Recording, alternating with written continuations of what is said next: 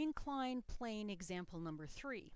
A car rests on a slanted ramp leading onto a car transporter trailer. The car's brakes and transmission are released, so only a cable attached to the car prevents it from rolling backwards off the ramp. The car has a mass of 1,000 kilograms, and the ramp is inclined at an angle of 15 degrees. If the car is motionless, find A, the tension in the cable, and B, the normal force from the ramp acting on the car.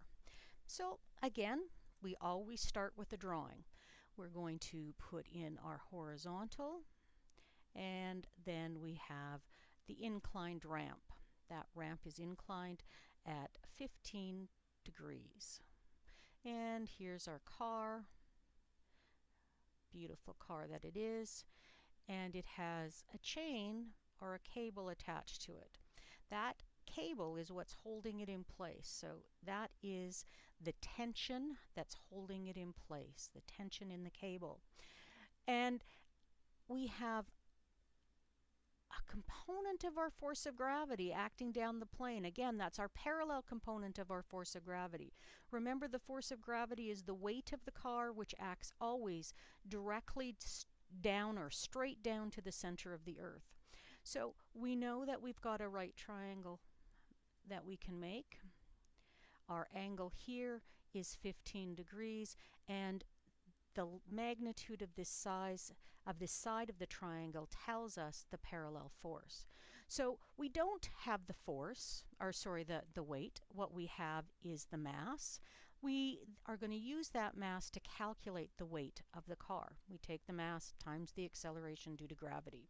So 1,000 kilograms times 9.81 meters per second squared, and that gives us 9,810 newtons for a weight.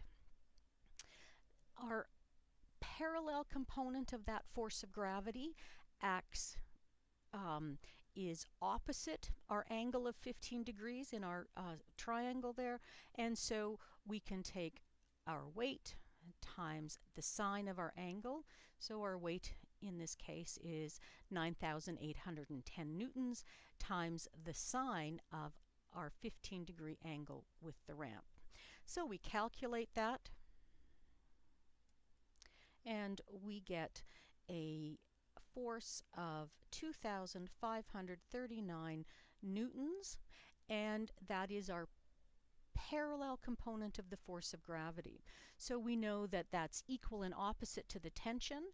So our tension on the cable is 2.5 times 10 to the 3 newtons, or we can write that as 2.5 kilonewtons for the tension. So that gives us our answer to A. B asks us for the normal force. Remember that our normal force acts perpendicular to the plane, so it acts vertically. This is the normal force right here, and it is equal and opposite to the parallel component of the force of gravity, or not parallel, to the perpendicular component of the force of gravity. And that perpendicular component is shown here. And that component is adjacent to our angle, and so we use our cosine.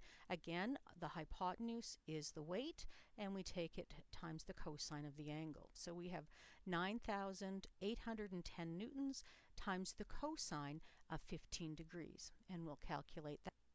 And we get a normal force, or a perpendicular force component, of 9,476 newtons.